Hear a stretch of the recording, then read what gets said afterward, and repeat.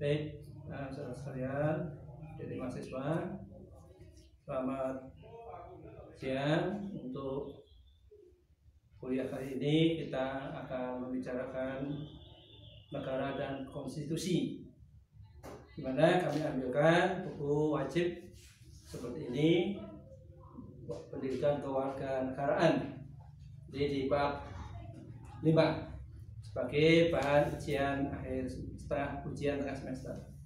Baik, saudara sekalian, pertama kita puji syukur kepada Allah yang Maha Kuasa atas rahmat dan nikmatnya kita bisa bertemu kembali dalam rangka mencari ilmu, mudah-mudahan sebagai bagian dari ibadah kita, dan mudah-mudahan Allah meridhoi pada pertemuan kali ini. Baik, saudara sekalian, kalau kita bicara negara, kita bicara salah satunya adalah pengertian. Negara ternyata mengalami perkembangan sesuai dengan perkembangan masyarakat waktu itu. Negara yang pertama hanya sebagai suatu wilayah kecil, ya, atau biasa disebut dengan istilah polis, atau kemudian berkembang menjadi negara utama. Saudara sekalian, perkembangan pengertian negara oleh beberapa ahli disampaikan, yang nanti harapan saudara bisa membaca dengan lebih mendetail. Dari pengertian negara yang sebagai negara yang wilayah seperti tadi berkembang menjadi negara suatu kekuasaan yang punya otoritas untuk mengatur, menguasai rakyat di bawah kekuasaannya. Kemudian negara menurut Maryam Budiarjo juga mengalami perkembangannya. Jadi negara suatu daerah teritorial yang raja diperintah oleh sebuah pejabat dan berhasil menuntut dari warga negaranya untuk ketaatan dan peraturan, dan berhasil dengan melalui penguasaan kontrol atas kekuasaan yang sah. Jadi itu salah satu pengertian tentang negara. Silakan nanti Anda baca di literatur. Kemudian negara dilihat dari lahirnya atau kenapa bisa terjadi negara. Jadi negara bisa terjadi ya, karena yang pertama menurut teori pertama, teori alamiah. Jadi secara alamiah negara akan ada dari masyarakat keluarga, masyarakat kampung, RT, RW, kelurahan, kecamatan, provinsi, dan akhirnya membentuk negara yang besar. Itu teori secara alamiah. Kemudian yang kedua, teori ilahiyah, teori ketuhanan. Jadi suatu negara akan terbentuk ya memang kehendak Tuhan. Ya. Kalau Tuhan menghendaki ya ada, kalau Tuhan tidak menghendaki tidak ada. Jadi segala sesuatunya terjadi karena adanya kehendak yang maha kuasa. Jadi kalau kita negara Indonesia akan ada, ya akan lahirlah negara Indonesia. Negara Palestina akan ada, ya lahirlah negara Palestina. Jadi terjadilah karena memang Tuhan menghendaki adanya suatu negara. Yang ketiga, teori perjanjian atau kesepakatan.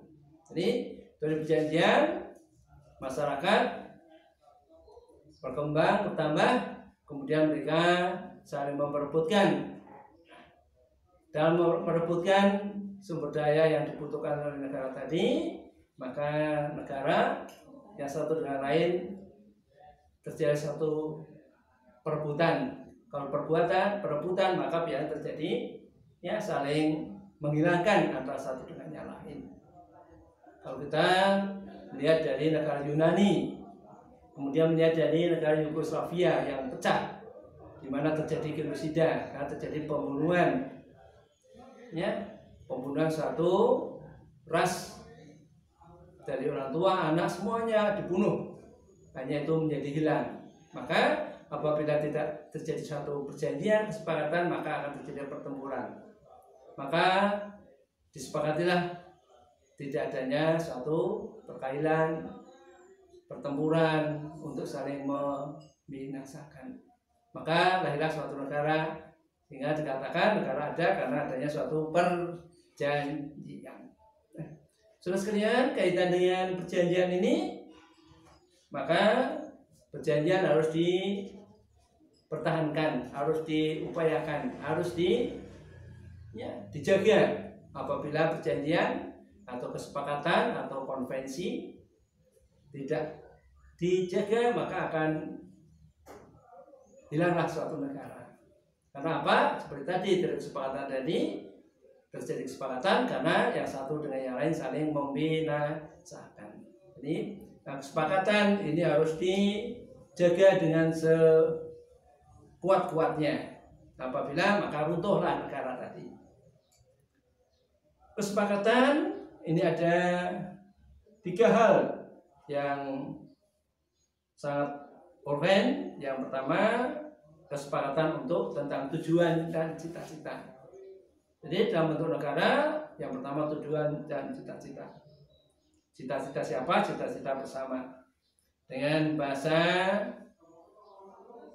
asing, the general rule of society or general acceptance of the same philosophy of government. Sebagaimana dalam pembukaan Undang-Undang Dasar 45, di pembukaan maka di situ tercantum tujuan dan cita-cita. Itulah kesepakatan yang pertama yang harus dibentuk. Kalau kesepakatan cita-cita yang tidak sama, tidak mungkin akan terjadi. Itu yang kesepakatan yang pertama. Kesepakatan yang kedua, kesepakatan tentang the rule of the law. Kesepakatan tentang rule of law sebagai landasan pemerintahan dan penyelenggaraan negara. Jadi dasarnya pakai apa? Pakai hukum. Hukum yang berisi perintah dan larangan tadi diperlukan dalam mengatur kehidupan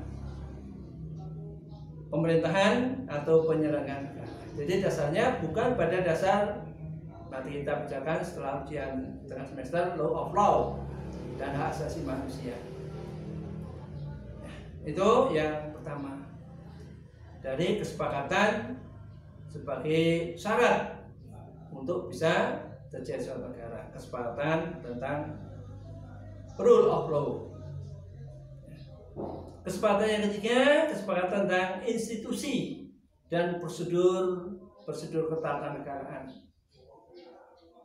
Jadi institusinya apa saja? Apakah ada DPR, MPR, pengadilan, kehakiman, dan lembaga-lembaga yang lain. Itu disepakati sebagai dasar untuk penyelenggaraan suatu negara, yang negara tadi dihasilkan dari suatu kesepakatan. Saudara sekalian, ini 3 hal prinsip untuk bisa terbentuknya suatu negara dari kesepakatan tersebut. Saudara sekalian, kembali tadi tentang bangsa Indonesia, tujuan secara filosofis, cita-cita tadi kita singgung di dalam UUD 45 pembukaan sebagai filosofisnya ketuhanan yang Maha Esa, kemanusiaan yang adil dan beradab, persatuan Indonesia, kerakyatan dipimpin oleh kebijaksanaan dalam perusahaan perwakilan, dan yang kelima keadilan sosial bagi seluruh rakyat Indonesia. Itu prinsip dasar filsafat bangsa Indonesia dalam mengatur kehidupan bernegara, bermasyarakat, berpemerintahan. Maka pembukaan UUD 45 sebagai prinsip dasar, fundamental of sebagai fundamental, ini tidak bisa dihapus, tidak bisa diganti. Karena apa? Penggantian pembukaan 5 berarti penggantian negara. Karena itu kita sepakat bahwa UUD 45 bisa dipertahankan terus, pembukaannya tidak bisa diganti. Saudara sekalian, kemudian dalam tujuan cita-cita disinggung melindungi segenap bangsa Indonesia, melindungi, memajukan secara umum, ikut serta masa perdamaian dunia. Itulah pokok-pokok yang berkaitan dengan filosofi dasar negara dan tujuan cita-cita bersama. Kemudian kaitan yang kedua, rule of law, kesepakatan yang kedua. Jadi segala sesuatu proses penyelenggaraan pemerintahan didasarkan pada pedoman hukum. Jadi keputusan persidangan harus didasarkan pada rule of law, bukan menggunakan rule of law by the man, tapi rule of law by law. Ini keputusan hukum berdasarkan hukum, bukan keputusan hukum berdasarkan manusia. Jadi rule of law-nya by the law, bukan by the man. Itu perlu kita catatkan, kita tekankan. Kalau berdasarkan rule of law by the man, maka tergantung pada orangnya. Kalau orang yang suka, dia bebaskan. Kalau orang tidak suka, mereka tahan.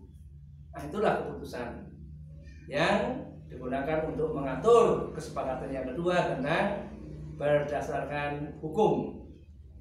Itu yang perlu kita dalami kembali. Kemudian yang kesepakatan yang ketiga tadi tentang organ-organ negara, organisasi-organisasi apa, institusi-institusi apa, bagaimana hubungan satu dengan yang lain. DPR punya tugas mengatur pembuatan undang-undang, menyetujui APBN. Itu fungsi dari institusi lembaga DPR. Kemudian untuk melaksanakan pemerintahan yaitu lembaga eksekutif. Mereka melaksanakan tugas kenegaraan berdasarkan apa? Berdasarkan peraturan perundang-undangan. Kemudian kalau apabila terjadi suatu perselisihan, maka ada lembaga yudikatif, lembaga kehakiman. Itu lembaga-lembaga yang ada yang diatur tugas, fungsi dan peranannya masing-masing. Bagaimana hubungan lembaga-lembaga tinggi negara tersebut? Waktu kita bicara demokrasi, kita sudah singgung ada lembaga tinggi negara, lembaga tertinggi negara, kita singgung sebelum reformasi dan sesudah reformasi. Jadi itu yang berkaitan dengan bangun organisasi, institusi, lembaga-lembaga negara dengan prosedur-prosedur hubungan antara satu dengan yang lain. Kemudian yang berikutnya tadi bisa kita negara dan konstitusi. Kita akan bicara secara ringkas tentang konstitusi. Konstitusi atau hukum dasar. Kalau kita bicara konstitusi, maka bicara hukum dasar yang terdiri dari yang tertulis dan yang tidak tertulis. Di Indonesia menggunakan Undang-Undang Dasar yang tertulis yaitu Undang-Undang Dasar 45 dari setelah kemerdekaan sampai sekarang dengan mengalami perubahan-perubahan atau amandemen pasal-pasal di Undang-Undang Dasar 45.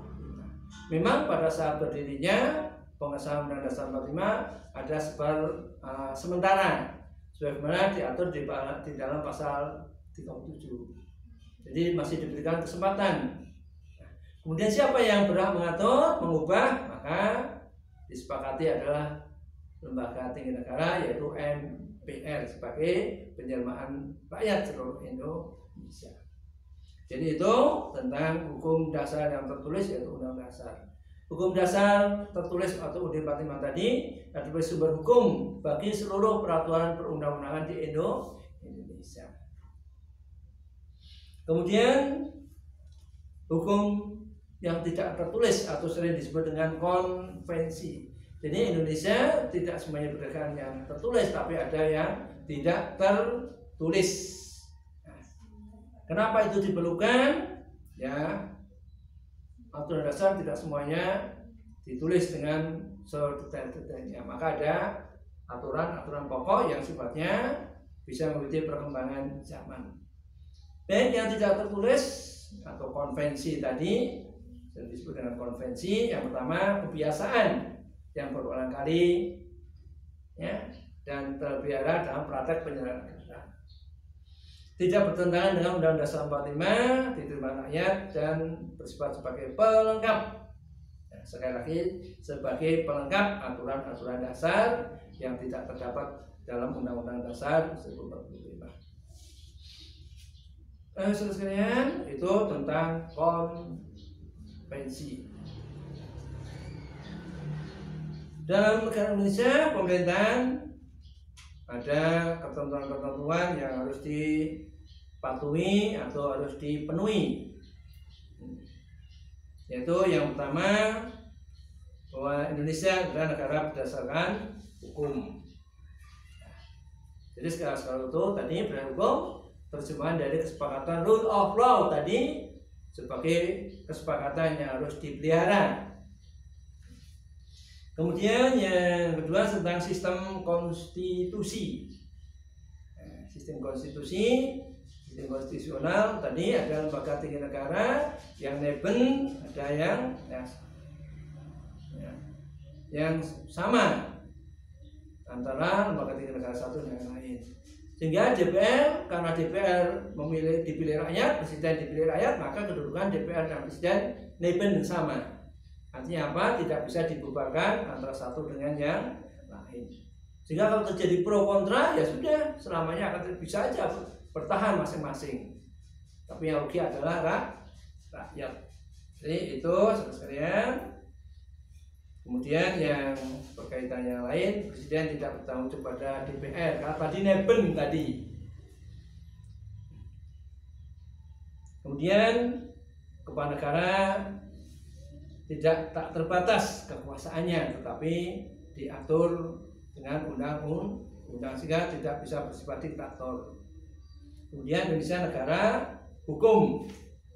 Jadi itu saudara sekalian, kita bisa ringkas tentang negara dan konstitusi. Untuk itu silakan nanti saudara bisa membaca, mempelajari beberapa contoh pertanyaan, misalnya bagaimana negara bisa tidak bisa dibubarkan, ya, berkaitan dengan staf fundamental norm pembuka UUD 45 yang berisi kesepakatan tentang tujuan dan cita bersama.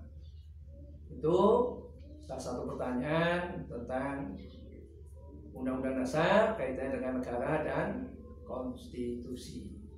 Jadi itu sebetulnya demikian materi negara konstitusi. Silakan nanti bisa lagi baca buku wajibnya. Sampai di sini, selamat siang. Kemudian tugas-tugas untuk segera dikumpulkan. Jadi jangan sampai tugas tadi jangan terlambat. Untuk kelanjutannya tugasnya nanti akan kami kirimkan lewat si akad. Jadi itu sekalian, sekali lagi ini juga bagian dari ujian tengah semester nanti, soalnya kami kirim lewat si akad. Demikian, mudah-mudahan Allah melindungi perjuangan kita, tabah menghadapi ujian penuh dengan semangat, ya, baik negara satu maupun negara dua yang sibuk dengan pekerjaannya, yang sibuk dengan keluarganya, sibuk dengan anak-anaknya. Mudah-mudahan Allah memberikan kelonggaran untuk kita bisa belajar dengan sebaik-baiknya. Assalamualaikum warahmatullahi wabarakatuh.